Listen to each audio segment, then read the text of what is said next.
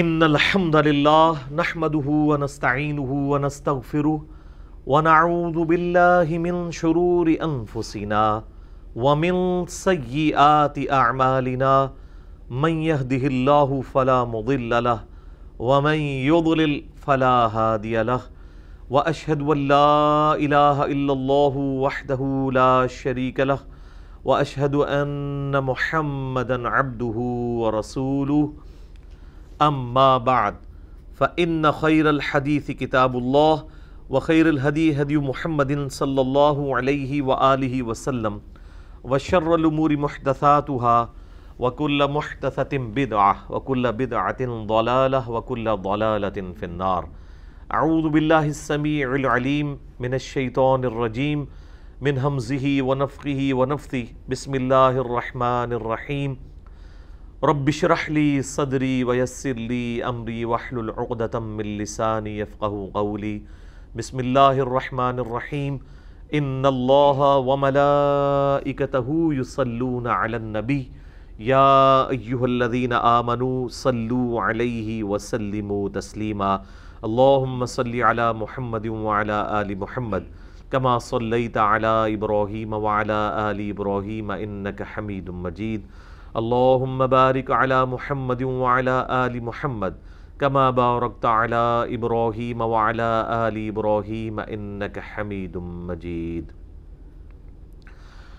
اللہم ربنا آتنا فی الدنیا حسنۃ وفی الآخرۃ حسنۃ وقنا عذاب النار۔ ربنا آتنا من لدنک رحمۃ وہیئ لنا من امرنا رشدا۔ لا الہ الا انت سبحانک انی کنت من الظالمین۔ حسبنا اللہ ونعم الوکیل۔ یا حی یا قیوم برحمتک استغیث ولا حول ولا قوة الا باللہ العلی العظیم آمین۔ الحمدللہ آج 31 مئی 2020 کی قرآن کلاس نمبر 30 نمبر کی اسٹوڈیو ریکارڈنگ ہونے جا رہی ہے۔ پچھلے ویک چونکہ اتوار کے دن ہی عید الفطر تھی 1441 ہجری 24 مئی 2020 کو، تو ہماری یہ کلاس سکپ ہوئی۔ اسی وجہ سے ہمارے یوٹیوب چینل کے اوپر کوئی کلاس اس ویک کے اندر اپلوڈ نہیں ہوئی کیونکہ وہ ہو نہیں سکی تھی۔ آج انشاءاللہ تعالی ہم سورۃ البقرہ کی آیت نمبر 204 سے آنورڈ انشاءاللہ سٹارٹ لیں گے۔ اعوذ باللہ من الشیطان الرجیم بسم اللہ الرحمن الرحیم۔ وَمِنَ النَّاسِ مَن يُعْجِبُكَ قَوْلُهُ فِي الْحَيَاةِ الدُّنْيَا، اور لوگوں میں ایسے بھی ہیں کہ جن کی گفتگو کرنے کا انداز تمہیں اس دنیاوی زندگی کے اعتبار سے تعجب میں ڈال دے کہ بڑی زبردست گفتگو کرتے ہیں۔ وَيُشْهِدُ اللَّهَ عَلَى مَا فِي قَلْبِهِ، اور وہ بار بار گواہ بھی بناتا ہوگا اللہ کو اس چیز کے بارے میں جو وہ کلیم کر رہا ہوگا کہ اس کے دل میں ہے۔ یعنی جیسے جھوٹی قسمیں کھانے والے لوگ ہوتے ہیں نا، آپ ہمارے معاشرے میں بھی دیکھیں گے، پکے جھوٹے ہوتے ہیں، اور جب وہ کوئی لین دین کا معاملہ ہوتا ہے تو وہ قسم اٹھا کہتے ہیں کہ اللہ کی قسم ہم تو ہمیشہ ایمانداری کے ساتھ چلتے ہیں، آج تک کسی کے ساتھ دھوکہ نہیں کیا۔ تو یہ نبی علیہ السلام کے مبارک زمانے میں بھی ایسے لوگ موجود تھے۔ ان کا ایک سیمپل کے طور پہ، ویسے تو تفسیر کے اندر اسپیسیفکلی بندے کا نام بھی ہے لیکن وہ کوئی صحیح سند سے ثابت نہیں ہے، جنرل یہ ایک بتایا جا رہا ہے کہ ایک اپروچ اس کی ہوتی ہے جو دنیا کا کتا ہوتا ہے، اور ایک اپروچ اس کی ہوتی ہے جو اللہ تعالیٰ کا مخلص بندہ ہوتا ہے۔ اس کا ذکر بعد میں آئے گا کہ تم اے نبی جب ان کی گفتگو سنو تو جس طرح آج کل آپ ہمارے سیاستدانوں کی، پولیٹیکل لیڈرز کی، مذہبی لیڈرز کی ذرا گفتگو سنیں تو بندہ کہتا ہے ماشاءاللہ پورے کے پورے ملک کا درد جو ہے نا وہ ان کے دل کے اندر ہے۔ لیکن جب پریکٹیکلی ان کی اپنی لائف آپ دیکھیں، ان کا لوگوں کے ساتھ بیہیویئر دیکھیں، ان کا ایٹیچیوڈ دیکھیں تو بندہ کہتا ہے یار یہ تو بڑے 2 نمبر قسم کے لوگ ہیں۔ تو اللہ تعالیٰ فرما رہا ہے کہ ایسے لوگ بھی ہیں لوگوں میں سے جن کی گفتگو کرنے کا انداز تمہیں تعجب میں ڈال دے اس دنیا کی زندگی میں، اور وہ اپنے اس دعوے کے اوپر بار بار اللہ کو گواہ بھی کرتا ہے کہ اللہ کی قسم ایسا نہیں ہے، اللہ کی قسم ایسا ہے جو میں کہہ رہا ہوں یہ درست ہے۔ وَهُوَ أَلَدُّ الْخِصَامِ، حالانکہ وہ سخت ترین دشمن ہوتا ہے حق کا، حق اس کے پاس سے بھی نہیں گزرا ہوتا، پکا منافق ہوتا ہے۔ منافق سے مراد یعنی دو رخی کرنے والا۔ منافق کہتے ہیں، نفق عربی میں کہتے ہیں نا سرنگ کو، سرنگ کے بھی دو منہ ہوتے ہیں نا، تو ہوتا وہ منافق ہے، یعنی اس کا ایک چہرہ جو ہے وہ کچھ اور بتا رہا ہوتا ہے اور دوسرا چہرہ کچھ اور بتا رہا ہوتا ہے۔ وَإِذَا تَوَلَّى سَعَىٰ فِي الْأَرْضِ لِيُفْسِدَ فِيهَا، اور حالت اس کی یہ ہے کہ جب وہ پلٹ کے جاتا ہے نا، یہ اتنی پیاری خوبصورت گفتگو کرنے کے بعد جب وہ اپنے اس سسٹم میں لوٹتا ہے نا، تو اس کی کوشش یہ ہوتی ہے کہ وہ زمین میں فساد برپا کر دے، وَيُهْلِكَ الْحَرْثَ وَالنَّسْلَ، اور تباہ کر دے کھیتوں کو اور نسل انسانی کو۔ وَاللَّهُ لَا يُحِبُّ الْفَسَاد، حالانکہ اللہ تعالیٰ فساد کرنے والے کو پسند نہیں کرتا۔ حتیٰ کہ آپ بخاری مسلم اٹھا کے دیکھیں، نبی علیہ السلام نے میدان جنگ میں بھی عورتوں کے قتل سے، بچوں کو قتل کرنے سے منع فرمایا۔ اسی طریقے سے جو بچے اور عورتیں اور مرد بھی میدان جنگ میں لڑنے کے لیے مسلمانوں کے خلاف نہیں آئے، تو ان کو قیدی بنانے سے، ان کو غلام اور لونڈیاں بنانے سے بھی منع کیا ہے۔ یہ جو لونڈی اور غلام کا سسٹم ہے، یہ ان لوگوں کے بارے میں جو لڑنے کے لیے آئے ہوئے ہوں، ان کی بھی ایون جو لڑنے والی عورتیں ہیں نا، ان کو بھی عورتوں کو لونڈیاں بنایا جائے گا، قتل نہیں کیا جائے گا۔ اچھا، ایک ترجمہ اس آیت کا وَإِذَا تَوَلَّى کا مطلب ہے کہ جب انہیں حکومت ملے۔ ایک تولا ہوتا ہے منہ پھیر کے جانا، ایک یہ ہے کہ وہ متولی بنایا جائے کسی جگہ کا، ایسا شخص جس طرح ہمارے کئی حکمران ہیں، وہ یعنی اب تو میرا خیال ہے اس وقت جو ہم جس سسٹم سے گزر رہے ہیں اس میں تو آپ دیکھ سکتے ہیں کہ اس وقت ہمارے جو موجودہ پرائم منسٹر صاحب ہیں، اگر آپ ان کی پرانی ویڈیوز لگا کے دیکھیں تو لگتا تھا کہ یہ یعنی اس نیشن کے نجات دہندہ اور منجی اور ہادی اور جو بھی آپ القابات کہہ سکتے ہیں نا، تو وہ یہ بن کے آئے ہیں۔ لیکن اب جو ان کے اپنے ساتھ کے وزراء کے سکینڈل سامنے آ رہے ہیں اور کیا کچھ سامنے آ رہا ہے، تو اب بالکل ہمارے جیسے جو آپٹیمسٹک قسم کے لوگ ہیں نا، وہ بھی پیسمسٹک ہو چکے ہیں کہ یار یہ تو کچھ نظر آ رہا ہے کہ کچھ بھی نہیں بننا، ہر چیز ہی الٹ چل رہی ہے۔ تو اسلام جو ہے وہ حکومت کو اللہ کے تابع اور اس کے فرامین کے تابع رکھنا چاہتا ہے۔ اسلام میں مقصد حکومت حاصل کرنا نہیں ہوتا، اور اسلامی حکومتیں جو ہیں وہ غیر اسلامی حکومتوں سے ممتاز ہی اسی بنیاد کے اوپر ہے کہ وہ اللہ کے احکامات کی پیروی کرتے ہیں۔ ہم لوگ جو ہے وہ کسی بھی مسلمان حکمران کی حکومت کو اسلامی حکومت سمجھ لیتے ہیں۔ اس اعتبار سے تو ماشاءاللہ ہماری اتنی حکومتیں رہی ہیں، پوری دنیا زیر زبر کی ہے ہم نے، لیکن اس طرح کے حکمرانوں کو ہم اس اعتبار سے نہیں دیکھ سکتے کہ یہ کوئی اسلامی حکومتیں ہیں۔ ہم ان کو بڑے بڑے لیڈرز کے طور پہ بھی اپنے حکمرانوں کو جنگجو قسم کے لیڈرز کو پیش کرتے ہیں، جس طرح آج کل آپ دیکھ رہے ہیں کہ پوری پاکستانی قوم کو جو ہے وہ ایک ڈرامے کے پیچھے ہماری حکومت نے لگا دیا ہے۔ ارطغرل ڈرامہ جو ٹرکی کا ڈب کیا ہے، وہ پی ٹی وی جس کے سبسکرائبرز جو ہے بمشکل 400-500 کے سے اوپر نہیں جاتے تھے، 1 ملین تک بھی کبھی نہیں پہنچے، اس ڈرامے کی وجہ سے انہوں نے نیا چینل بنایا اور 4 ملین سے زیادہ ہو چکے ہیں سبسکرائبر۔ تو اور پوری قوم جو ہے وہ اب یہ ڈرامہ دیکھ رہی ہے، اور اب انہوں نے جو نیا شیڈیول اس کا دیا ہے نا، اس شیڈیول کے اندر تو یہ ڈرامہ جتنی اس کی قسطیں ہیں نا، سیزن 1 2 3، اور وہ کہہ رہے ہیں کہ ہفتے میں 3 دن اس کی ایک ساتھ لگا کریں گی، فرائیڈے کو اور اس کے بعد سیچرڈے کو، سنڈے کو۔ یہ تو 3 سال تک، یعنی یہ حکومت ختم ہونے تک انشاءاللہ آپ جو ہے نا جنہوں کہتے ہیں آرے لگے رہو گے تسی، ٹھیک ہے؟ تو آپ بس اب کوئی پرابلم ہو تو کوئی مسئلہ نہیں، آپ ارطغرل ڈرامہ دیکھیں، آپ کے پرابلم ختم ہو جائیں گے۔ یعنی دنیا کا سب سے بڑا مسئلہ یہ بنا دیا ہوا ہے۔ حالانکہ یہ جو اس قسم کے مسلمان جنگجو، ہم ان کے اخلاص میں کوئی شک نہیں کرتے، تاریخ اسلام بھری پڑی ہے ایسے لوگوں سے، لیکن اگر آپ یہ فورس ہی کریں گے، ان کو رول ماڈل کے طور پہ پیش کریں گے کہ کوئی یہ اسلامی حکومتیں بنا کے گئے ہیں، تو ایسا نہیں تھا۔ ہاں، مسلمان حکومتیں ضرور بنائی ہیں انہوں نے، اور مسلمانوں کے دفاع کے لیے کوششیں ضرور کی ہیں۔ جس طرح ایک قوم کو اپنی یعنی قوم میں کوئی ڈومیننٹ بندہ ہوتا ہے، اسے اپنی قوم کے ساتھ ایک محبت ہوتی ہے نیچرل، تو وہ اس کے لیے کوشش کرتا ہے۔ لیکن اسلامی حکومتیں نہیں تھیں ان لوگوں کی، نہ سلطنت عثمانیہ کی حکومت اسلامی تھی، اگرچہ انہوں نے بڑے بڑے کارنامے کیے ہیں، لیکن اگر آپ ان کے آفیشل جو آئین انہوں نے بنائے ہوئے ہیں، سلطان محمد فاتح کو آپ دیکھیں، یہ 7واں سلطان تھا سلطنت عثمانیہ کا، جس نے وہ قسطنطینیہ فتح کیا، اردو میں ہم قسطنطنیہ بول دیتے ہیں، کانسٹنٹائن انگلش میں بول دیتے ہیں، یعنی رومن امپائر کا جو گڑھ تھا، جو اس وقت استنبول سٹی ہے ٹرکی کا۔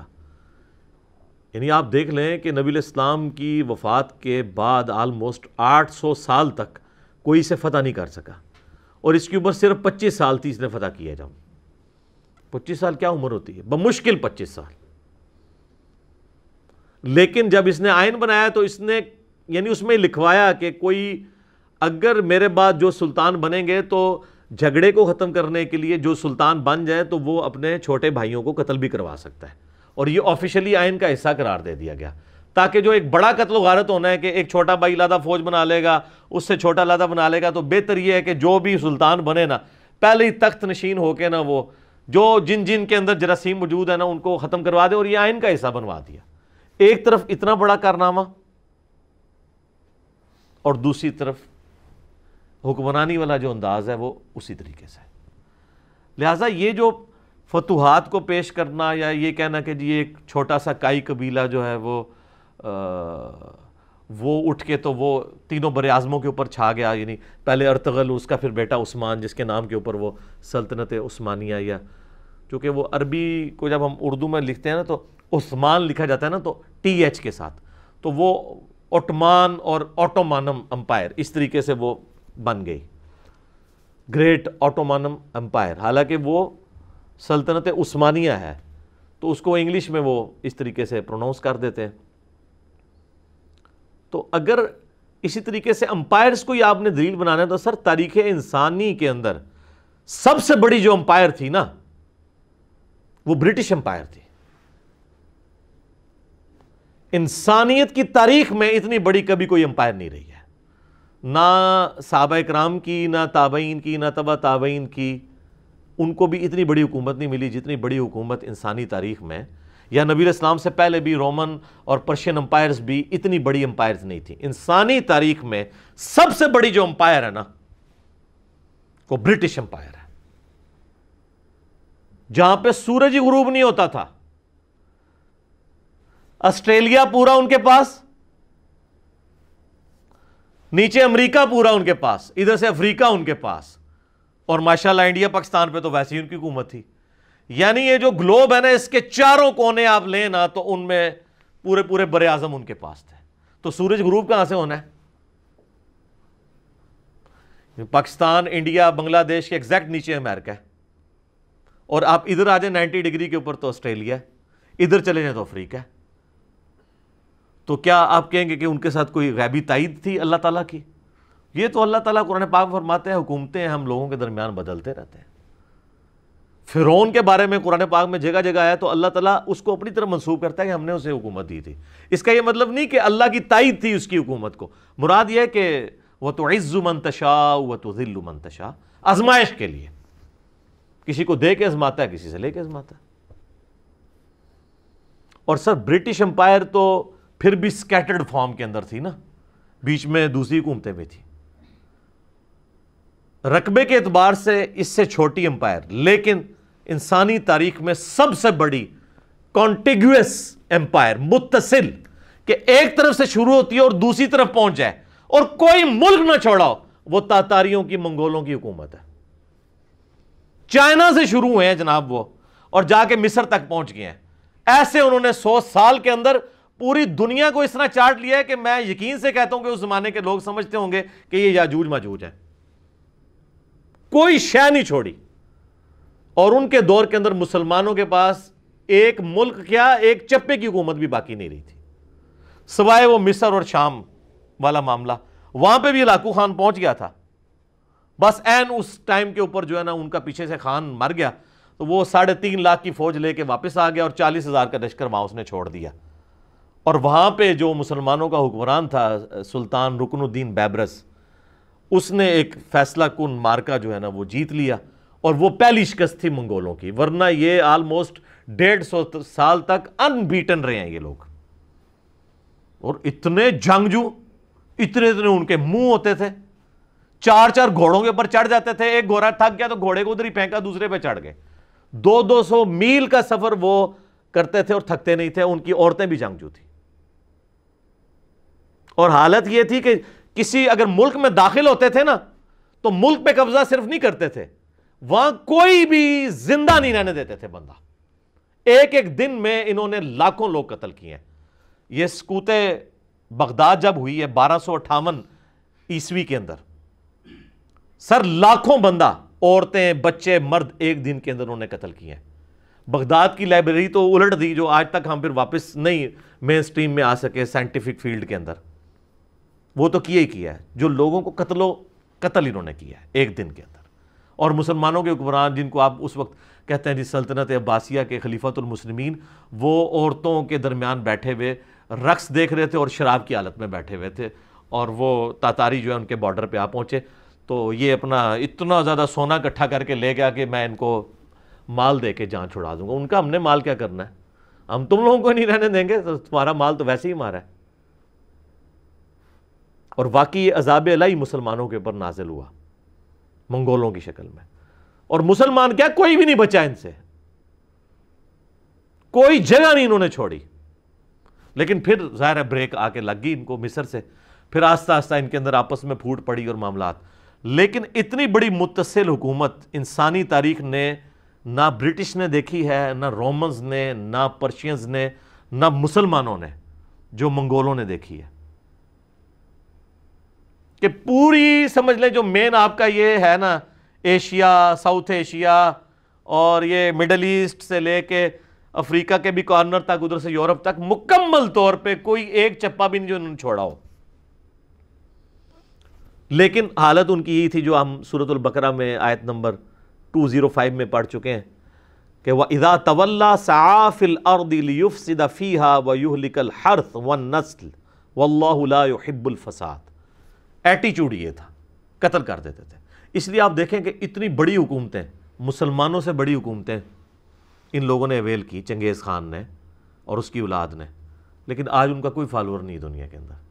ہاں صرف آپ ایک ہسٹری کے طور پہ پڑھ لیں، آپ یوٹیوب پہ جا کے لکھیں سیکرٹ ہسٹری آف منگولز، تو آپ کو پتہ چلے گا کہ اس طرح ایک جھونپڑی میں رہنے والا شخص پوری دنیا اس نے فتح کر لی۔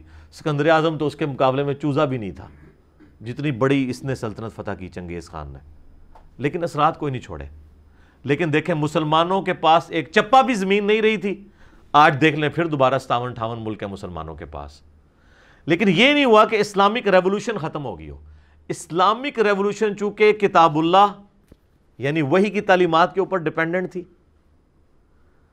ایک بڑی شخصیت جس نے انسانیت کے اوپر اثرات چھوڑے اپنے اخلاق، کردار کی وجہ سے، یعنی محمد رسول اللہ صلی اللہ علیہ وآلہ وسلم، ہمارے ماں باپ ان پہ قربان ہو، تو اس طرح کا لیڈر تو ان ریولوشنز کے پاس تو کوئی نہیں تھا نا، جنگجو تھے۔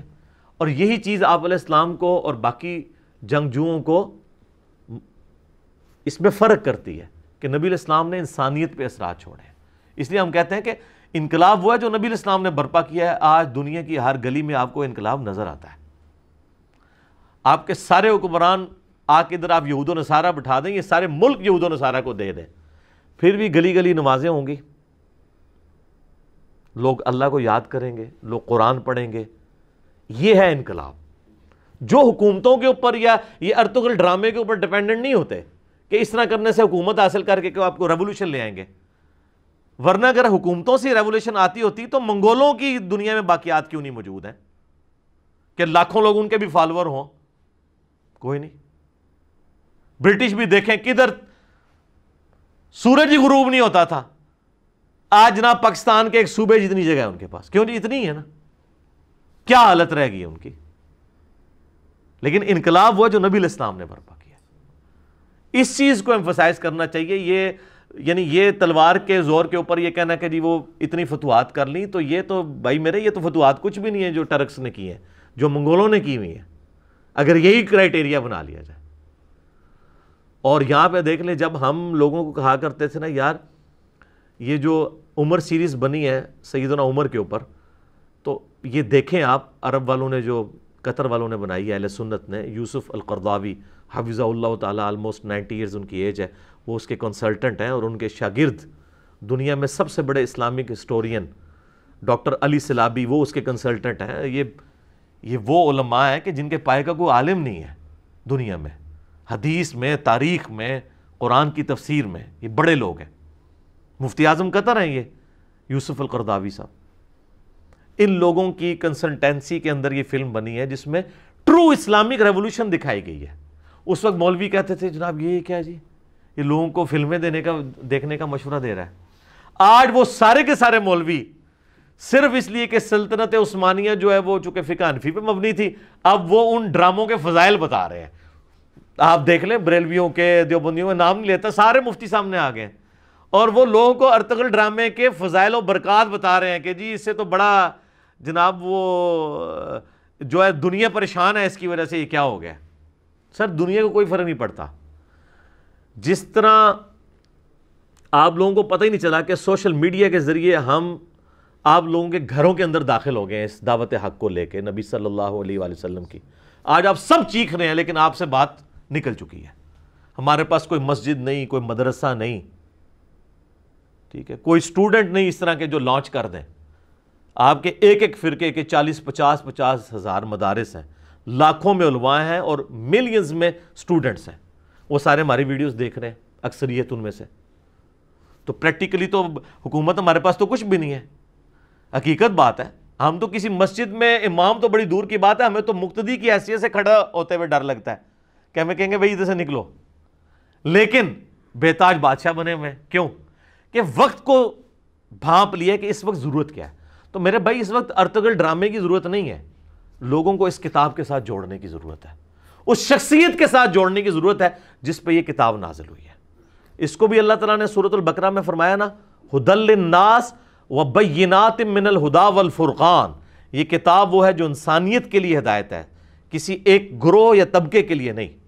وبینات من الہدی، اور اس میں ہدایت کے روشن دلائل ہیں، والفرقان، اور یہ حق اور باطل میں تمیز کرنے والی کتاب ہے۔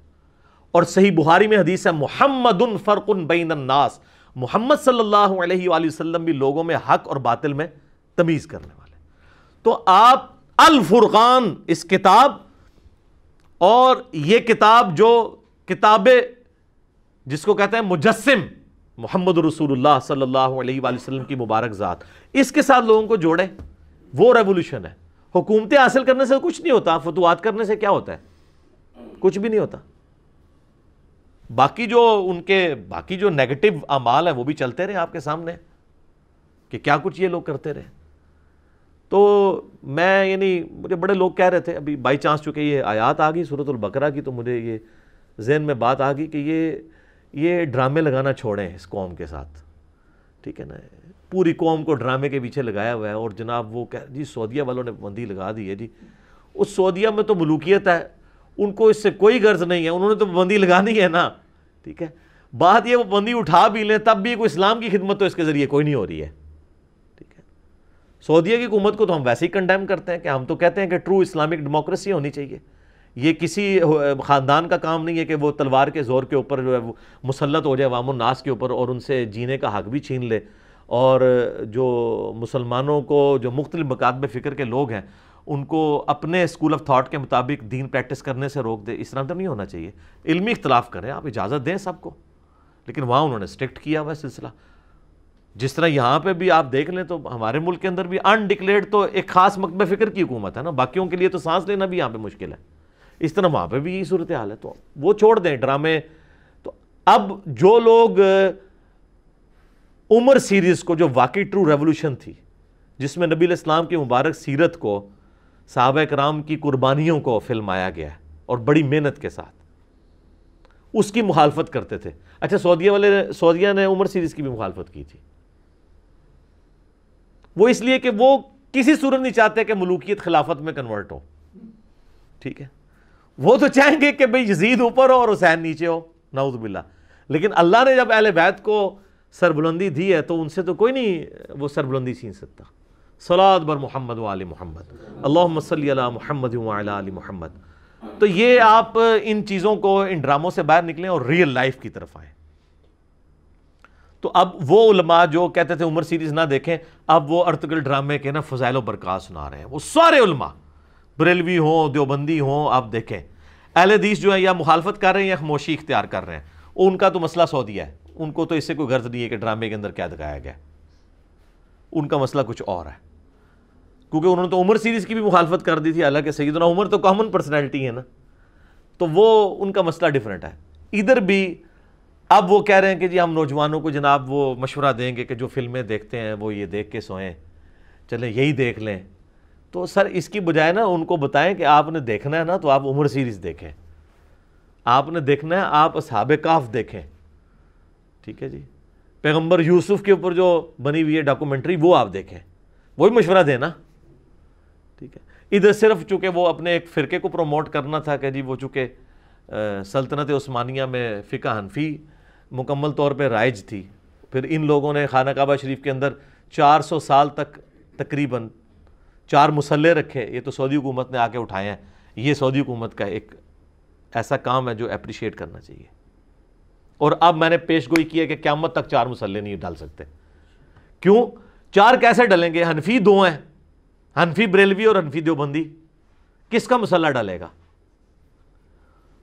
اور ان کے اختلاف جو ہے وہ کس نوعیت کا آپ کو پتہ ہے. تو اب یہ جو لوگ کہتے تھے نا کہ 4 اماموں کے اوپر اجماع ہوا ہے، اسی اجماع کی بنیاد پہ انہوں نے جو ان کا سو کارڈ بند کمرے والا اجماع، اسی اجماع کے بنیاد کے اوپر انہوں نے 4 مصلے حرمین میں ڈالے تھے. اجماع ٹوٹ کیسے گیا؟ اجماع پہ تو اللہ کا ہاتھ ہوتا ہے. المستدرک الحاکم میں صحیح سند سے حدیث ہے 399 نمبر کہ نبی صلی اللہ علیہ وآلہ وسلم نے فرمایا اللہ تعالیٰ میری امت کو کبھی بھی گمراہی پر جمع نہیں ہونے دے گا، جماعت پہ اللہ کا ہاتھ ہے. اگر یہ جماعت پہ اللہ کا ہاتھ ہے اور آپ یہ کہتے ہیں یہ اجماع امت تھا 4 مصلوں والا، یہ ہاتھ اٹھ کیوں گیا اب؟ اور ایسا اٹھا ہے کہ اب دوبارہ ہوگا بھی نہیں. کنفرم کر، آپ دیکھ لیں، آپ ووٹنگ کروا لیں.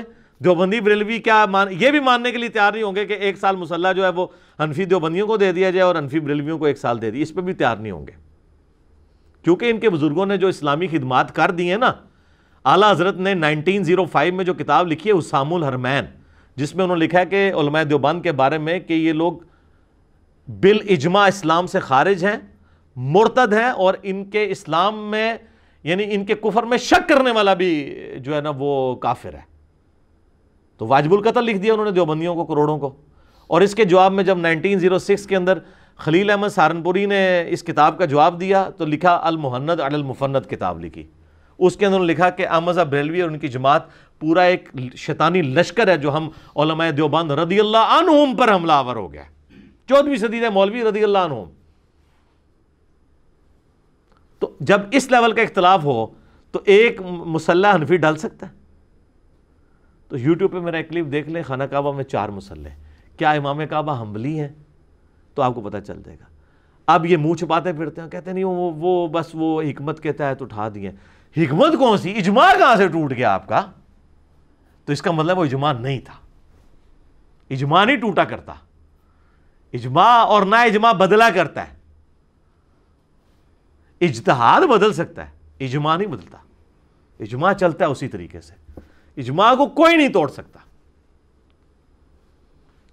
تو بات کہاں سے کہاں نکل گئی، میں نے بائی چانس اس کے اوپر ڈسکشن کر دی ہے، کیونکہ کئی لوگ ہم سے رابطہ بھی کر رہے تھے جی اس ڈرامے کے اوپر کیا ریکارڈ کروائیں جی، کچھ کراؤ جی. ڈرامہ لایا تواڈے نال، چھوڑ دیو اللہ دے بندے، اس ڈرامے نو چھوڑو، تسی کتاب و سنت کی تعلیمات کی طرف آئیں اور نبی صلی اللہ علیہ وآلہ وسلم کی مبارک ذات کے ساتھ لوگوں کو جوڑیں. ٹھیک ہو گیا جی؟ آ جائیں جی اب اگلی آیات کی طرف. وَإِذَا قِيلَ لَهُ اتَّقِ اللَّهِ، اور جب اسی قسم کے فسادی لوگوں سے کہا جاتا ہے نا کہ اللہ سے ڈرو، أَخَذَتْهُ الْعِزَّةُ بِالْإِثْمِ فَحَسْبُهُ جہنم، تو ایسا شخص اس کا اکساتا ہے اسے غرور گناہ کرنے پر. وہ جو اندر کی ایک ایگو ہے نا، جب اسے کہا جاتا ہے اللہ سے ڈر تو وہ اور بدھکتا ہے اور گناہ کی طرف آمادہ ہوتا ہے. فحسبہ جہنم، تو ایسے کا ٹھکانہ پھر ہے جہنم. جہنم اس کے لیے پھر کافی ہوگا. وَلَبِئْسَ الْمِہَادُ، کیا ہی برا ٹھکانہ ہے۔ اللہم اجرنا من النار، اللہم اجرنا من النار، آمین۔ وَمِنَ النَّاسِ مَن يَشْرِي نَفْسَهُ ابْتِغَاءَ مَرْضَاتِ اللَّهِ۔ ہائے ہائے ہائے، اب یہ آ رہا ہے ایک ایمان والا جو اس کا کیا ایٹیچیوڈ ہوتا ہے۔ لوگوں میں ایسے بھی ہیں جنہوں نے اپنی جان بیچ دی ہے اللہ کی رضا حاصل کرنے کے لیے، اپنی جان بھی بیچ دی۔ سب سے بڑی چیز کیا ہے؟ جان۔ واللہ رؤوف بالعباد، اور اللہ تعالیٰ اپنے بندوں پر مہربان ہے، ایسے بندوں کے اوپر مہربان ہے جنہوں نے اپنی جان بیچ دی ہے اللہ کو۔ سورہ توبہ میں بھی آیا نا کہ ہم نے مومنین کی جانیں اور مال جنت کے بدلے میں خرید لیے، اور پھر ساتھ آیا کہ اے اہل ایمان اس بیعت کے اوپر خوشیاں مناؤ۔ یہ ہے وہ بیعت، انہوں نے پکڑ کے دوسری والی بیعت بنا لی ہے۔ مسلمان کی بیعت تو اللہ کے ساتھ ہے، نبی علیہ السلام کے ساتھ جو بیعت ہے یا خلفائے راشدین کے ساتھ وہ بیعت خلافت ہے، یعنی وہ اللہ کے خلیفہ ہیں دنیا کے اوپر، اللہ کے ریپریزنٹیٹو۔ بیعت اللہ کی لے رہے ہیں وہ بھی، کہ ہم اس کے نائب کی حیثیت سے۔ یہ جو حضرت عیسیٰ علیہ السلام نے کہا تھا من انصاری اللہ، کون ہے جو میری مدد کرے اللہ کے لیے، تو قال الحواریون نحن انصار اللہ، تو حضرت عیسیٰ کے 12 ساتھی تھے اور ہے بھی وہ دھوبیوں کو بات سمجھ آ گئی۔ حضرت عیسیٰ علیہ السلام گلیلی جھیل کے کنارے جا کے نا ان جو دھوبی کپڑے دھونے آیا کرتے تھے ان کو دعوت دی، باقیوں سے نے تو قبول نہیں کی، انہوں نے قبول کر لی، تو انہوں نے کہا ہم اللہ کے لیے آپ کے ساتھی۔ تو حضرت عیسیٰ علیہ السلام بھی اللہ کے لیے اپنے سال لوگوں کو اٹیچ کر رہے تھے۔ پیغمبر اٹیچ کرتا ہے اللہ کے لیے، پیغمبر اپنی ذات کے لیے نہیں اٹیچ کرتا۔ سورہ نساء کے اندر بھی آیا ہم نے کوئی بھی رسول بھیجا نا وہ اللہ کے اذن کے ساتھ اللہ کی طرف بلاتا تھا، اپنی طرف نہیں۔ سورہ آل عمران میں بھی آیا، اللہ تعالیٰ فرماتا ہے کبھی ایسا نہیں ہوا کہ ہم کسی پیغمبر کو نبوت اور جو ہے وہ اپنا حکم دے کر بھیجیں اور لوگوں سے وہ یہ کہنا شروع کر دے کہ لوگوں اللہ کو چھوڑ کے میری عبادت کرو، بلکہ وہ تو کہے گا کونو ربانیین، اللہ والے بن جاؤ۔ تو جب پیغمبروں کا یہ سٹیٹس ہے تو سر یہ پیر فقیر بابے بزرگ ان کی تو کوئی حیثیت ہی نہیں ہے، یہ تو اللہ کے ریپریزنٹیٹو بھی نہیں ہے، نہ اللہ ان کو اون کرتا ہے۔ پیغمبروں کے پیچھے تو اللہ کھڑا ہے نا، کتابیں ان کو دی ہیں نا، ان کو بھی اللہ کہہ رہا ہے کہ میرے اذن سے میری طرف بلانا ہے، اپنے آپ کو بیچ میں بوت نہیں بنانا۔ قل یا اہل الکتاب تعالوا الی کلمۃ سواء بیننا وبینکم اللہ نعبد الا اللہ، اہل کتاب آؤ ہم اس ایک بات پہ اکٹھے ہو جائیں جو تم میں اور ہم میں کامن ہے، کہ ہم عبادت نہ کریں مگر ایک اللہ کی، اور آپس میں ایک دوسرے کا رب نہ مان لیں۔ اور اے نبی اگر یہ منہ پھیر دیں تو کہو کہ تم گواہ ہو جاؤ کہ میں نے تو سر تسلیم خم کر دیا اپنے رب کے سامنے۔ تو انبیاء اس لیول کی دعوت پیش کرتے ہیں، اور انبیاء کے پیٹرن پہ جو ان کے ماننے والے لوگ ہیں وہ بھی آپ ان کو دیکھیں گے وہ کبھی بھی اپنی ذات کے ساتھ نہیں چھوڑیں گے۔ یہ پہلا اور آخری لٹمس ٹیسٹ یہ ہے کہ جو دعوت اللہ کے لیے دے رہا ہے اس کے بعد اینڈ رزلٹ کیا ہے، وہ اپنے ساتھ جوڑ رہا ہے یا اللہ رسول کے ساتھ جوڑ رہا ہے۔ یہ آپ کو فرق نظر آ جائے گا کہ وہ خود تو نہیں بت بن گیا، تو آپ سمجھ لیں پھر اس کی دعوت جو ہے نا وہ شخصیت پرستی کی دعوت ہے۔ تو اللہ تعالیٰ ہمارا لوگوں میں ایسے لوگ بھی ہیں کہ جن لوگوں نے تو اپنی جان بیچ دی اللہ کے لیے، اور اللہ تعالیٰ جو ہے وہ ایسے بندوں کے اوپر مہربان ہے۔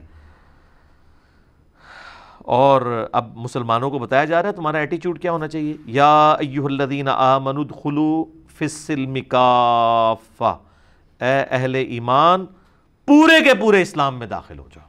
بڑا اوکھا کام ہے جی اللہ، آدھا ہی داخل ہوا جا سکتا ہے، پورا کدھر داخل ہوا جا سکتا ہے۔ آپ دیکھ لیں کہ رمضان کا خدا اور ہو جاتا ہے لوگوں کا، اور غیر رمضان کا اور ہو جاتا ہے۔ رمضان میں جو ہے وہ 5 وقت تکبیر اللہ سے نماز بھی، قیام اللیل بھی، جو بیچارے پورا سال نمازیں پڑھتے ہیں نا وہ بھی پریشان ہو جاتے ہیں کہ ہم سے پکے مسلمان تو رمضان کے اندر آ گئے، لیکن جیسے ہی عید کی رات آتی ہے، عید کا دن نہیں رات ہی، تو آپ دیکھ لیں بالکل معاملہ تل پٹ ہو جاتا ہے۔ تو اسلام میں پورے کے پورے داخل ہو جائے۔ مراد یہ ہے کہ اسلام کی کچھ چیزیں آپ کو پسند ہوں گی تو وہ تو ظاہر آپ اڈاپٹ کریں گے۔ جیسے لوگ کہتے ہیں نا جناب وہ جی حلوہ کھانا سنت ہے جی، وہ جی بکری کا گوشت نبی صلی اللہ علیہ وسلم کو پسند تھا، کس کو کہا جانا ہے یار موٹا گوشت کھاؤ، کہتے ہیں نہیں یار وہ موٹا گوشت بیماری ہوتا ہے۔ قرآن میں لکھا ہے کہ حضرت ابراہیم علیہ السلام بچڑا بھنا ہوا لے آئے تھے، تو ہم کہتے ہیں یہ تو سنت ابراہیمی ہے موٹا گوشت کھانا، وہ کہتے ہیں نہیں جی نبی علیہ السلام تو چھوٹا گوشت پسند کرتے تھے۔ تو یہ سنتیں ہیں جو اسلام میں داخل ہونے والی ہیں، اور جو مشکل کام ہے وہ نہیں، بلکہ اس کو بیان کرنا بھی وہ اپنے لیے اتنا بڑا رسک سمجھتے ہیں کہ 4 بندے جو ہم نے جھوٹی کہانیاں بتا کے لوگوں کو اٹیچ بھی کیے تھے وہ بھی نہ ہمیں چھوڑ دیں، لوگوں کو کڑوی بات نہ کریں، بس میٹھی میٹھی بات کریں آپ۔ اور میٹھی بات بھی میں نہیں سمجھتا کہ اسلام میں کوئی بالکل صرف میٹھی بات ایسی ہے کہ جس کے اوپر آپ مجمع اکٹھا کر سکیں، اس کے ساتھ بھی کچھ نہ کچھ کڑواہٹ لگی ہوئی ہے۔ کریلا جو آپ جتنا بھی پکا لیں اس کی کڑواہٹ 100% تو نہیں ختم ہوگی، وہ تو اپنی اس کی رہنی ہے۔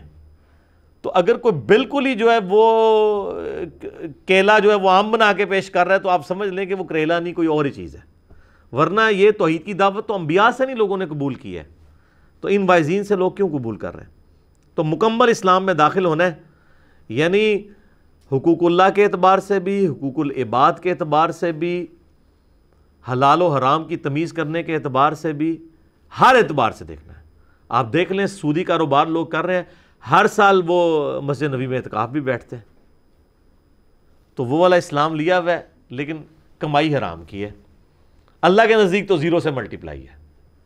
ہاں دنیا میں آپ لوگوں کو دھوکہ دے لیں گے، لوگ کہیں گے کہ جی حاجی صاحب تے ہر سال ہو جاندے نے، ٹھیک ہے، اور یہ جتنے حاجی صاحب ہیں نا اللہ معافی دے، اللہ کی پناہ، الا ماشاء اللہ۔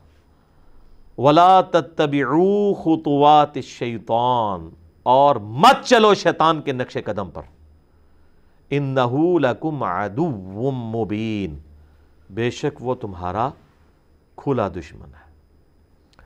اچھا، شیطان کے راستوں پر چلنے سے منع کیا گیا، اس کا مطلب ہے کہ حق کا راستہ دیکھ لیں آپ، قرآن میں حق کا راستہ ہمیشہ سنگولر کے سیغے سے آیا ہے، اہدنا الصراط المستقیم، اے اللہ میں سیدھے راستے پر چلا۔ آگے وہ کہتے ہیں جی آپ آگے بھی پڑھیں جی صراط الذین انعمت علیہم، نیک لوگوں کے راستے پر۔ بھئی نیک لوگوں کا راستہ تو ایک ہے ہی نہیں ہے، جن کو آپ نیک لوگ سمجھتے ہیں، جن کو ہم سمجھتے ہیں وہ تو ایک ہی راستے پہ ہیں۔ ایک کہتا ہے قوالی حرام ہے، دوسرا کہتا ہے جی قوالی اللہ تک پہنچنے کا ذریعہ، کہتے ہیں دونوں ٹھیک ہے۔ ایک کہتا ہے جو فاتحہ پڑھتا ہے اس کے منہ میں انگارہ رکھ دو امام کے پیچھے، دوسرا کہتا ہے جو فاتحہ نہیں پڑھتا اس کی نماز نہیں ہوتی، کہتے ہیں دونوں ٹھیک ہے، کیونکہ یہ سارے راستے اللہ کی طرف جا رہے ہیں۔ اللہ تو کہتا ہے ایک راستہ میری طرف ہے، امام اعظم محمد رسول اللہ صلی اللہ علیہ وآلہ وسلم کا۔ اور شیطان کے لیے اللہ تعالیٰ نے ہمیشہ گمراہی کے لیے جو ہے نا وہ پلورل کا صیغہ استعمال کیا ہے۔ شیطان کے نقش قدم پہ مت چلو، اس کے خطوط کے خط، ہم ویسے اردو میں لیٹر کے لیے بھی خط ہوتا ہے نا، ایک لکیر بھی کھینچنے کو بھی خط کہتے ہیں۔ یہ جب میٹرک لیول کے اوپر آپ نے میتھ اگر پڑھی ہے نا اور جیومیٹری، تو لکھتے ہیں ایک خط اے بی کھینچا، وہ ایک لائن اسٹریٹ لائن کھینچی جاتی تھی نا، اس کو خط کہا جاتا تھا۔ تو یہ خطوات شیطان، شیطان کے راستوں کی پیروی مت کرنا، بے شک وہ تمہارا کھلا دشمن ہے۔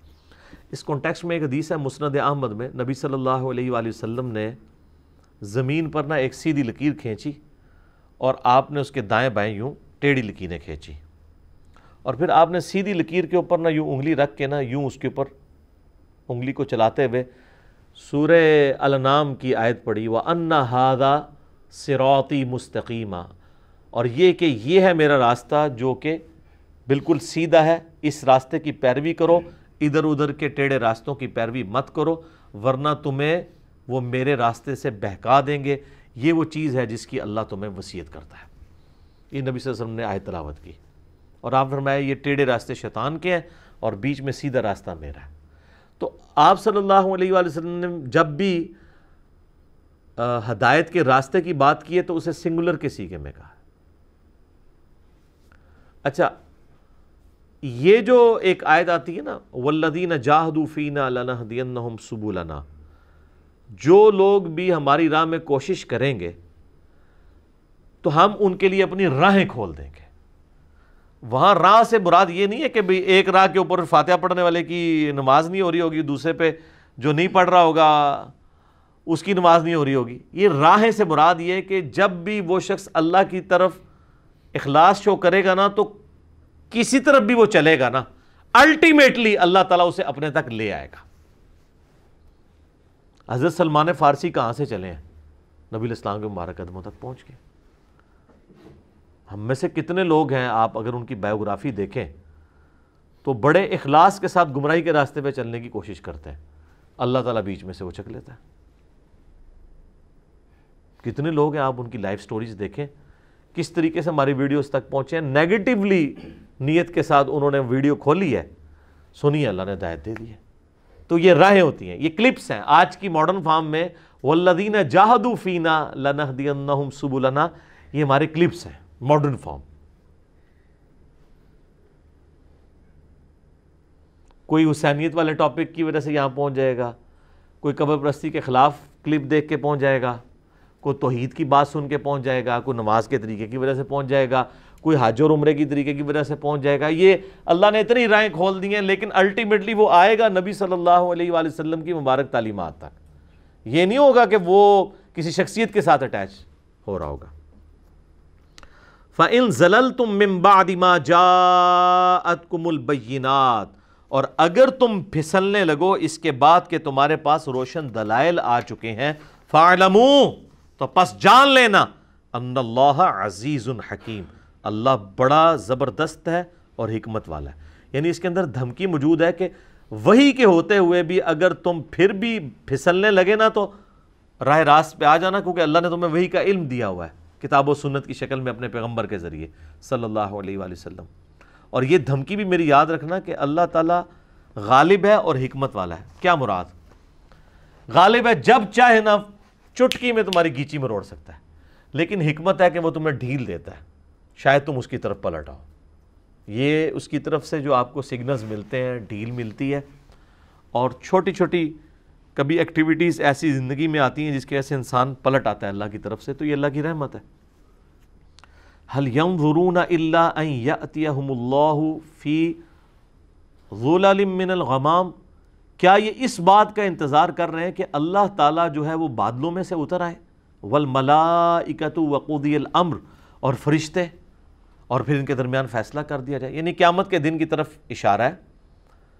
وجاء ربک والملک صفا صفا، جو سورۃ الفجر میں آتا ہے کہ اللہ اور فرشتے قطار در قطار اس زمین پہ اتر آئیں گے، جیسا کہ اللہ کی شان کے لائق ہے۔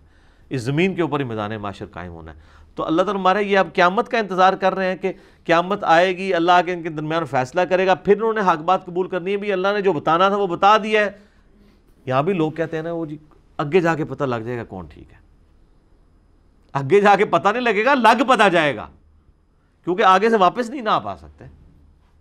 تو اللہ تعالیٰ تو یہ کہہ رہے ہیں کہ یہ تم قیامت کے دن کے انتظار میں بیٹھے ہو کہ اس دن فیصلہ ہوگا، تو اس دن پھر کیا ہوگا؟ پھر تو فیصلہ ہی ہو جائے گا، وقضی الامر۔ یہ فیصلہ نہیں ہوگا کہ ہاں جی حضرت صاحب اب دنیا میں دوبارہ تشریف لے جائیں اور اب آپ جا کے رفع دین سے نماز شروع کر دیں، ٹھیک ہے، پچھلی پول چوک معاف، نہ اس طرح نہیں ہونا، فیصلہ ہو جانا ہے۔ وَإِلَى اللَّهِ تُرْجَعُ الْأُمُورُ، اور ہر کام کو لوٹ کے بالآخر اللہ ہی کی طرف آنا ہے۔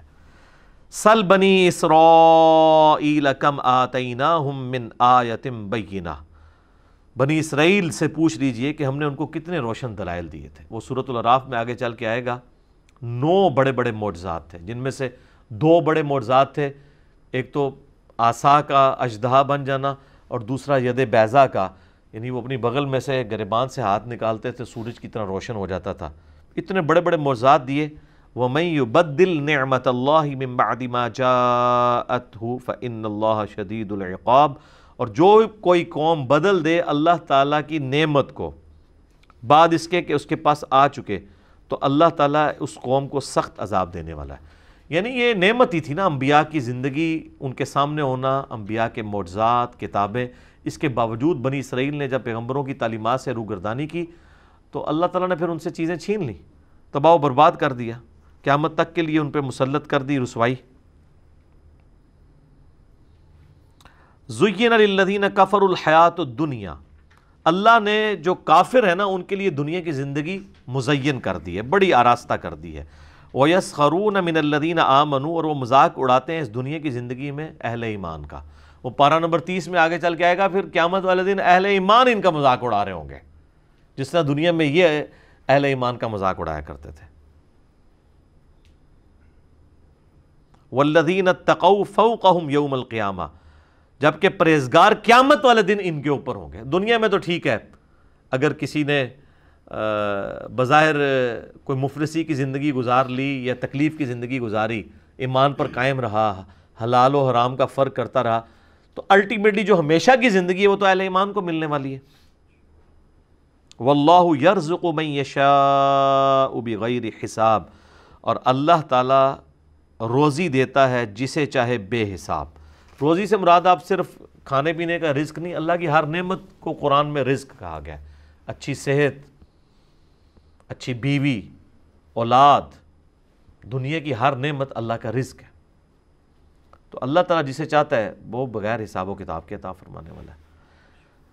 اچھا، یہ اگلی آیت آپ دیکھ رہے ہیں، ایک طویل آیت آ رہی ہے، 213 نمبر آیت سورۃ البقرہ کی۔ یہ آیت الاختلاف ہے۔ جس طرح احادیث کے بھی آپ نے نام سنے ہوں گے نا، حدیث قرطاس، حدیث غدیر خم، حدیث افک، ٹھیک ہے، اسی طریقے سے قرآن پاک کی آیات بھی ہیں جن کے مختلف نام ہیں۔ جیسے میں نے بتایا تھا سورۃ البقرہ میں آئی ہے آیت الآیات، اللہ کی نشانیوں والی ایک آیت، آیت البر جس میں نیکی کا فلسفہ بیان ہوا تھا۔ یہ آیت الاختلاف ہے کہ یہ اختلاف جو ہے یہ بعد میں ہوا ہے، پہلے امت ایک ہی ٹریک کے اوپر تھی، مراد انسانیت۔ کان الناس امۃ واحدہ، ابتدا میں تو سب کے سب لوگ ایک ہی ملت کے اوپر تھے، یعنی ایک اللہ کے ماننے والے تھے، موحد تھے۔ فبعث اللہ النبیین مبشرین ومنذرین، اب اس میں معذوف ہے کہ جب اختلاف پیدا ہوا لوگوں کے اندر تو پس اللہ نے بھیجا انبیاء کو خوشخبری دیتے ہوئے اور ڈر سناتے ہوئے۔ خوشخبری اہل ایمان کے لیے اور ڈر جو ہے نافرمانوں کے لیے۔ وَأَنزَلَ مَعَهُمُ الْكِتَابَ بِالْحَقِّ، اور پھر اللہ نے انبیاء کو صرف بھیجا نہیں بلکہ ان کے ساتھ کتابیں نازل کی پرپزفل، بامقصد، لِيَحْكُمَ بَيْنَ النَّاسِ فِي مَا اخْتَلَفُوا فِيهِ، تاکہ لوگوں کے درمیان فیصلہ کر دیا جائے اس معاملے میں جس میں وہ اختلاف کیا کرتے تھے۔ لیکن اب اللہ نے تو کتاب بھیج دی کہ بھئی یہ سلوشن ہے، اس کو آپ نے فالو کرنا ہے۔ وَمَا اخْتَلَفَ فِيهِ إِلَّا الَّذِينَ أُوتُوهُ مِن بَعْدِ مَا جَاءَتْهُمُ الْبَيِّنَاتُ بَغْيًا بَيْنَهُمْ، اور کسی نے اختلاف نہیں کیا مگر بسبب اس کے کہ ان کے پاس روشن دلائل بھی آ چکے تھے اللہ تعالیٰ کی طرف سے وحی کے علم کی شکل میں، تو اس کی صرف ایک وجہ تھی بغیم بینہم، آپس کی ضد کی وجہ سے۔ ضد یہ کہ میں اس کے پیچھے کیوں چلوں، یہ میرے پیچھے چلے، ارج ٹو ڈومینیٹ، جسے ایڈلر کی سائیکالوجی میں کہا گیا۔ نبی علیہ السلام کی بھی مخالفت جو یہود و نصارہ نے کی ہے وہ اسی وجہ سے کہ ہم ان کے پیچھے کیوں چلیں۔ اندر کا جو تھا نا ایک چودراہٹ، وہ نہیں مرتی تھی۔ لیکن مخلص لوگ بھی ہیں جن کو اللہ ہدایت دیتا ہے۔ فَهَدَى اللَّهُ الَّذِينَ آمَنُوا لِمَا اخْتَلَفُوا فِيهِ مِنَ الْحَقِّ بِإِذْنِهِ، پس اللہ نے ہدایت بخشی انہیں جو ایمان لائے تھے ان سچی باتوں پر جن میں وہ اختلاف کیا کرتے تھے اپنی توفیق سے۔ جس میں وہ ایمان لانے سے پہلے جن معاملات میں جھگڑا کرتے تھے، اللہ تعالیٰ نے جو واقعی مخلص لوگ تھے ان کو وحی کے ذریعے ہدایت دے دی اپنے اذن کے ساتھ۔ وَاللَّهُ يَهْدِي مَن يَشَاءُ إِلَىٰ صِرَاطٍ مُسْتَقِيمٍ، اللہ تعالیٰ جسے چاہتا ہے سیدھے راستے کی طرف رہنمائی دے دیتا ہے۔ ایک یہ ترجمہ بھی ہے، ایک ترجمہ یہ ہے کہ اللہ تعالیٰ یہدی من یشاء، ہدایت دیتا ہے جو چاہے کہ اسے ہدایت دی جائے، الی صراط مستقیم، سیدھے راستے کی طرف۔ یہ دونوں معنی بیک وقت درست ہیں۔ اس کو سپورٹیو وہ بھی ہے نا، والذین جاہدوا فینا لنہدینہم سبلنا، جو لوگ ہماری راہ میں کوشش کریں گے ان کے لیے ہم اپنی راہیں کھولیں گے۔ تو جو واقعی کوشش کرے گا تو اللہ اس کو ہدایت دے دے گا۔ اللہ اکبر، یہ بڑی سخت آیت آ رہی ہے، اسی پہ آج کا درس کنکلوڈ کرتے ہیں۔ ام حسبتم ان تدخلوا الجنہ، کیا تم نے یہ گمان کر لیا کہ تمہیں ویسے ہی جنت میں داخل کر دیا جائے گا؟ وَلَمَّا يَأْتِكُمْ مَثَلُ الَّذِينَ خَلَوْا مِن قَبْلِكُمْ، حالانکہ ابھی تو تم پر وہ حالات و واقعات گزرے ہی نہیں ہیں جو تم سے اگلے لوگ جو گزر چکے اہل ایمان ان پہ آئے تھے۔ اب ظاہر ہے کہ پس منظر میں اب آپ ذہن میں رکھیے گا، ابھی تو قتال والا معاملہ شروع نہیں ہوا، ابھی تو چند ایک لوگوں نے تکلیفیں اٹھائی ہیں نا، ابھی تو آگے ایک جنگوں والی زندگی ہے جس کے لیے پوری زندگی انہوں نے اسی تکلیف کے اندر کاٹنی تھی. تو اللہ تعالیٰ نے پہلے ذہنی طور پہ تیار کیا کہ ابھی تو تم پہ وہ تکلیفیں نہیں آئی ہیں جو اگلے انبیاء کے ماننے والوں پہ آتی تھی، ابھی تو عشر شیر بھی اس کا تمہیں نہیں آیا. مستہم البأساء، انہیں پہنچی سختی، والضراء، اور مصیبت، وزلزلوا، اور وہ لرز اٹھے، یعنی کیا کچھ نہیں ان کے ساتھ کیا گیا. حتی یقول الرسول والذین آمنوا معہ، یہاں تک کہ زمانے کا رسول اور اس کے ساتھی اہل ایمان وہ بھی پکار اٹھے، متی نصر اللہ، اللہ کی مدد کب آئے گی. اتنی تکلیفوں سے گزرے کہ انہوں نے کہا یا اللہ اتنا تو نے آزمایا ہے، تیری مدد کب آئے گی.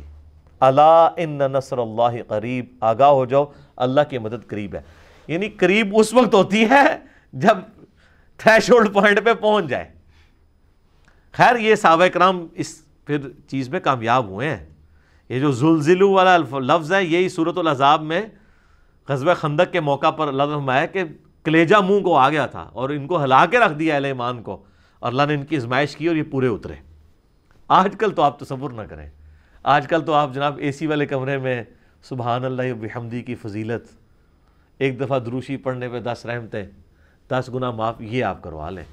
اے تو بھائی زندگی اور ہے، اے خدائی کوئی اور ہے، یہ کتابوں کا خدا ہے. صحیح بخاری میں حدیث ہے، اسی طرح کی آیات سورۃ العنکبوت کے شروع میں بھی آتی ہیں، بلکہ وہ اس کے ساتھ کور کر لیں. سورۃ العنکبوت نکالیں نا جی، پارہ نمبر 20 کے اندر شروع ہوتی ہے. آپ کے اس قرآن میں 397 نمبر پیج ہے. اعوذ باللہ من الشیطان الرجیم، بسم اللہ الرحمن الرحیم، الف لام میم، احسب الناس ان یترکوا ان یقولوا آمنا، کیا لوگوں نے یہ گمان کر لیا ہے کہ ہم لوگوں کو صرف اس بات پہ چھوڑ دیں گے کہ وہ کہیں جی ہم ایمان لاتے ہیں، نہیں مسلمان ہوتے ہیں، نہیں 5 وقت نماز پڑھیں گے، 100 دفعہ درود شریف روزانہ پڑھیں گے، تسبیح فاطمہ بھی پڑھ لیں گے. نہ ادھر تو نہیں کم. وہم لا یفتنون، اور انہیں آزمایا نہیں جائے گا. وَلَقَدْ فَتَنَّ الَّذِينَ مِن قَبْلِهِمْ، بے شک اللہ تعالیٰ نے ضرور آزمایا تھا ان سے پہلے لوگوں کو بھی. فَلَيَعْلَمَنَّ اللَّهُ الَّذِينَ صَدَقُوا وَلَيَعْلَمَنَّ الْكَاذِبِينَ، تو اللہ تعالیٰ نے جانچا اس بات کو کہ کون اپنے اس دعوی ایمان میں سچا ہے اور کون جھوٹا ہے. صحیح بخاری میں حدیث ہے، جب صحابہ کرام کو تکلیفیں پہنچ رہی تھیں مکی دور کے اندر بھی، مدینے میں بھی ظاہر ہے مفلسی کی زندگی تھی، تو کچھ صحابہ نے آ کے کہا یا رسول اللہ یہ کب تک آزمائش کا سلسلہ جاری رہے گا. تو نبی علیہ السلام فرمایا کہ تمہیں تو ابھی آزمایا نہیں گیا.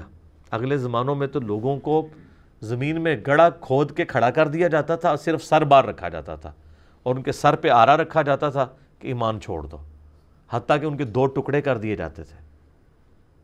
یہ سر بخاری شریف ہے، یہ کوئی کہانی شریف نہیں ہے. آپ اس کو امیجن کر سکتے ہیں. پھر نبی علیہ السلام نے اسی حدیث میں الفاظ ہیں بخاری میں کہ ان کو زندہ لوہے کی جو کنگھی ہیں نا ان کے گوشتوں کے اوپر یوں پھیری جاتی تھی، پوری پوری کھال اور گوشت ان کا اکھڑ جاتا تھا. اب ظاہر ہے جب آپ لوہے کی کنگھی پھیریں گے تو آپ کی تو نسیں بھی، آپ تو جناب بلڈ دینے کے لیے جب ایک دفعہ یہ کنولا لگوا لیں ادھر تو لگ پتہ جاتا ہے، حالانکہ وہ لگنے کے بعد اس کو کھینچا نہیں جاتا. لیکن آپ امیجن کریں کہ لوہے کا کنگا اگر ایک بندے کے یہاں پہ داخل کیا جائے اس جگہ سے، تو وہ گوشت بھی اس طریقے سے اتار کے پرے پھینکے گا جیسے وہ گاجر اور مولی جو ہے نا کٹتی ہے نا اس طریقے سے. تو نبی علیہ السلام نے کہا کہ ان کو اس لیول کا آزمایا گیا. پھر خیر صحابہ کرام بھی پھر اس آزمائش پہ پورے اترے ہیں. اب دیکھ لیں نا حضرت عمار ابن یاسر کے والد حضرت یاسر، ان کی والدہ سیدہ سمیہ کو کن کن تکلیفوں سے گزارا گیا. حضرت خباب کو لوہے کے اوپر یعنی کوئلوں کے اوپر لٹایا جاتا تھا، حضرت بلال حبشی کو تپتی ہوئی ریت کے اوپر اور پھر سینے کے اوپر پتھر رکھ دیا جاتا تھا. تو یہ ساری تکلیفوں سے ان کو گزرنا پڑا. تو یہ جو لوگ دعویٰ کرتے ہیں نا جی تیرے ہوتے جنم لیا ہوتا، نبی علیہ السلام کی زیارت کرنے سے کوئی صحابی نہیں یہ بن گئے ہوئے، صرف انہوں نے جو تکلیفیں کاٹی ہیں وہ ہم لوگ امیجن بھی نہیں کر سکتے. اور انہی تکلیف کی وجہ سے جو لوگ منافقین تھے ان کا یعنی نفاق کھل گیا، وہ ایمان قبول کرنے کے لیے تیار نہیں ہوئے۔ کافروں کو آپ دیکھیں تو میں تو اکثر کہتا ہوں کہ ابو جہل کو تو کلمے کی سمجھ آ گئی تھی کہ کلمے کا مطلب ہے کہ میری مرضی نہیں چلے گی اب، تو اس نے کہا میں نہیں پڑھتا، میں نے تو اپنی مرضی کی زندگی گزارنی ہے۔ واللہ اگر اسے یہ پاکستان کے شناختی کارڈ والی آفر دی جاتی نا کہ صرف کلمہ پڑھ لے، باقی جو مرضی کر، کوئی مسئلہ نہیں، اپنی مرضی زندگی گزار، تو اس نے آفر قبول کر لینی تھی۔ اور اسی چیز کو منافقت کہا جاتا ہے۔ اس لیے آپ دیکھیں گے قرآن میں اللہ تعالیٰ کا غصہ اگر 10% ہے نا کافروں کے اوپر، تو 100% منافقین کے اوپر ہے۔ حتیٰ کہ سورہ نساء میں 80 سے زیادہ آیات منافقین کے اوپر آئیں گی، اور اس کا کلائمیکس ہے وہ اللہ تعالیٰ فرماتا ہے کہ منافقین دوزخ کی سب سے نچلی گھاٹی کے اندر ہے، کافروں سے بھی نچلی گھاٹی میں، کیونکہ وہ چاہتے ہیں کہ دنیا بھی ہم اپنی مرضی کی گزاریں اور آخرت بھی۔ ایسے تو نہیں ہو سکتا، دو میں جہانی مٹھے باؤ، اس طرح نہیں ہو سکتا۔ جب آپ اللہ کے لیے زندگی گزاریں گے تو آپ کا دنیا کا نقصان ہوگا، اور اگر آپ کا دنیا کا نقصان نہیں ہو رہا، ہر چیز بڑی ہیپی ہیپی چل رہی ہے، بلکہ جب سے دین پہ چلے ہیں تو اللہ کا فضل و کرم ہی ہو گیا ہے، تو یہ سمجھ لیں آپ دین کے اوپر کو نہیں چل رہے۔ ٹھیک ہے، ایسا ہوتا نہیں ہے، کیونکہ اللہ نے تو انبیاء کو نہیں اور صحابہ کو اور اہل بیت کو آزمائش کے بغیر نہیں چھوڑا، تو باقی لوگ کیا ہیں؟ اچھا یہاں مرضی کی زندگی گزارتے ہیں، اور جب ہم آزمائشوں کی بات کرتے ہیں وہ کہتے ہیں نہیں جی وہ تو ہستی بڑی اونچی تھی نا، ہم تو اس قابل ہی نہیں ہیں۔ اچھا تو ان کو کہ پھر آپ پھر جنت کے بھی قابل نہیں ہیں، نہیں کہیں گے نہیں جنت میں پڑوس انہی ہستیوں کا مل جائے، ایسے تو نہیں ہو سکتا نا سر۔ کہ لوگوں کی خواہش نہیں ہے کہ صحابہ کا، اہل بیت کا، انبیاء کا پڑوس ملے، اور دوسری طرف آزمائش کی بات کرے کہتے ہیں ہم تو اس قابل ہی نہیں، یا اللہ ہمیں آزمائی نا۔ یہ تو اس طریقے سے ہے کہ یا اللہ ہم پیپر دینے کے قابل نہیں ہیں، ہمیں بغیر پیپر کے ہمارا میرٹ بن جائے۔ جس طرح آج کل وہ کہہ رہے ہیں جی کرونا کی وجہ سے جو ہے وہ پچھلے سال جتنے نمبر تھے اسی پرسنٹیج کے حساب سے نمبر دے کے تو اگلی کلاس میں کر دیں گے۔ یہ کتنا بڑا دھوکہ دے رہے ہیں، اس طریقے سے بچوں کے ساتھ کتنی بڑی دشمنی کر رہے ہیں۔ اس کی بجائے تو اسی کلاس کو رپیٹ کروا لیں، وہ بہتر ہے۔ یہ دھوکے کے ساتھ لوگوں کو آپ آگے لے کے جانا چاہ رہے ہیں تاکہ بعد میں بھی وہ ذلیل و خوار ہوتے رہیں۔ ظاہر ہے جو چیزیں کورس نہیں پڑھا ہوا ہوگا تو آگے پھر ذلت ہی کاٹنی پڑے گی۔ ٹھیک ہو گیا جی، انشاءاللہ تعالیٰ اگلی دفعہ ہم سورۃ البقرہ کی آیت نمبر 215 سے آن ورڈ انشاءاللہ سٹارٹ کریں گے۔ اللہ تعالیٰ سے دعا ہے جو حق بات میں نے کہی اللہ تعالیٰ ہمارے دلوں میں راسخ فرمائے، اگر جس بات میں میرے منہ سے کوئی غلط بات نکل گئی تو اللہ تعالیٰ ہمارے دلوں سے معاف کر دے، ہمیں کتاب و سنت کی تعلیمات پر عمل کر کے دوسرے بھائیوں تک پہنچانے کی توفیق عطا فرمائے۔ سبحانک اللہم و بحمدک، اشہد ان لا الہ الا انت، استغفرک و اتوب الیک، وما علینا الا البلاغ المبین۔ جزاکم اللہ خیرا۔